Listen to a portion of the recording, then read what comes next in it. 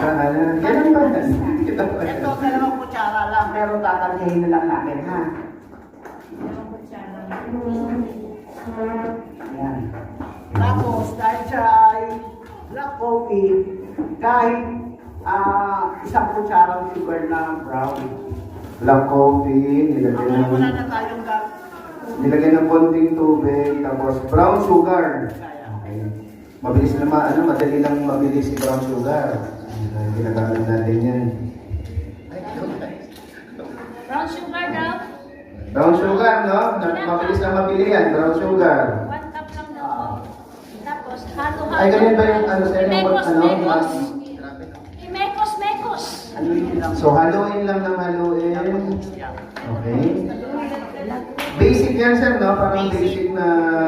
Kita nyo, simple lang, pwede na kayo mag-create na sarili yung negosyo kahit nasa bahay lang kayo. Saan naman pwedeng mabili yan, sir, yung ganyang gamit?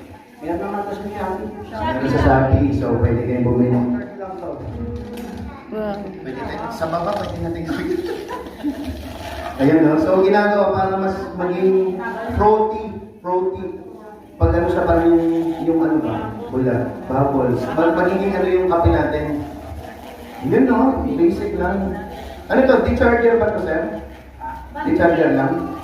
Okay. So, pwede tayong bumili niyan. Ayan. Plus, nagiging social yung kape, no?